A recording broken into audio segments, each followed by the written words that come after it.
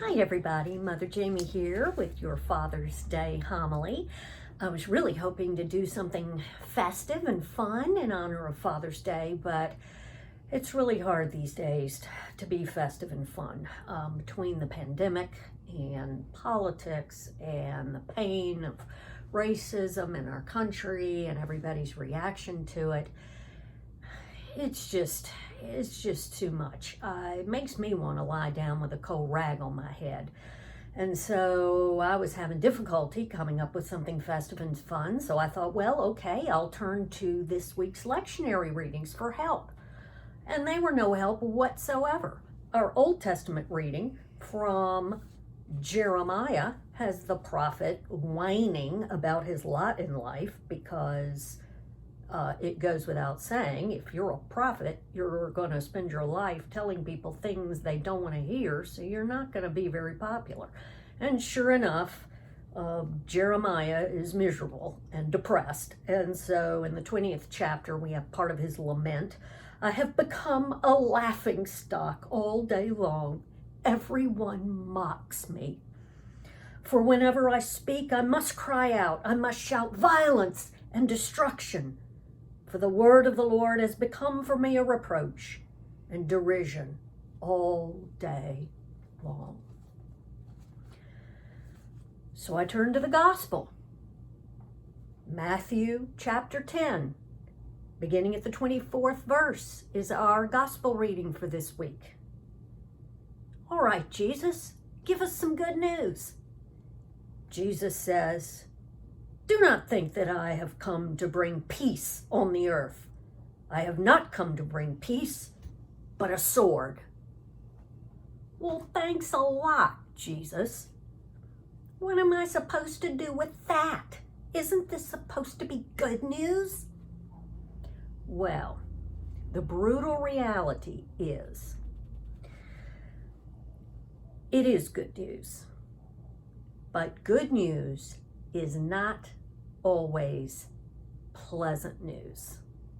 I'll say that again. Good news is not always pleasant news. Jesus' use of the word sword is misleading. It sounds like a call to violence, but that is not what Jesus is doing. He goes on to say, if you follow him, you take up your cross and follow him. Well, to take up your cross is to take up the means of execution for a slave. It is directly opposed to participating in the violence of the empire. It is resisting the violence of the empire, even unto death. So Jesus is not advocating violence here. To our ears, it would be much more helpful to think of sword as, I have not come to bring a cold rag to put on your head, but rather I have come to bring a scalpel. In other words, Jesus has not come to bring some surface level comfort that's going to make you feel better in the moment. Jesus has come to do the deep, invasive work of real healing. And anyone who's undergone surgery knows when you undergo an invasive procedure like that, it's painful and there's a recovery process and it's difficult and it's scary to be put under anesthesia. And this gospel also has, not once, not twice, but 3 times in this passage between the 24th and the 39th verses of the 10th chapter of Matthew, do not be afraid. 3 times, do not be afraid. So think of it this way. How can good news be good news when it is unpleasant news? Well, we have 2 dads in our parish, one named Pete, one named Robert, and both of them went through this. They were both diagnosed with cancer, and they had conversations with their oncologist. And for both of them, the prognosis was excellent. They were going to be restored to health. The prognosis was terrific. However, the process of getting from here to there was going to require a kind of scorched earth chemo that was going to be very, very uncomfortable. So that is an example of how good news is not necessarily pleasant news. I'm sure at their worst moments, both Pete and Robert were probably thinking, oh my gosh, this is too much. I can't do it. It's too painful. I'm too sick. This wasn't worth it. I shouldn't have gone through it. I can't take it. I'm really not going to be able to make it through this awful chemo. But what got them through? Well, it was a combination of the love and support that they received from their family, from their friends, from their community. But it was also the promise of the good news on the other side of it. And likewise, if we are going to do the deep healing work of Jesus, if we are going to do that hard work of the narrow way where we stick with the way of love and resist the temptation to just grab our weapons and say might makes right and start fighting, if we are really going to do that hard work of healing, it is going to be a difficult, painful process, and it's going to be tempting to bail. What is going to get us through it? A combination of love and support from our family, from our friends, from our community of faith, and sometimes even from strangers. And so I want to conclude by giving a shout out to another dad, and this one is a stranger.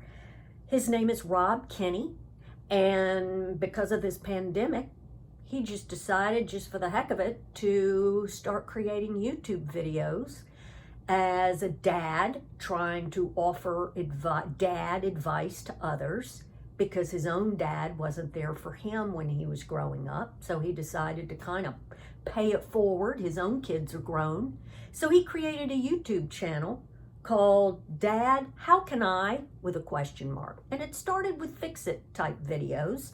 And things for young boys and men, how to tie a tie, how to shave, and then car repair stuff, how to fix a flat, how to change a car battery, how to jumpstart a car, things like that. And then it grew. He did one in which he said, I'm proud of you, and was so touched to realize by the responses he got how many people out there had not heard that from their own father or parent. And so he realized he was taking on a more emotional support. And he has over 2 million subscribers, whom he calls his internet kids. And then he was asked to read a children's book.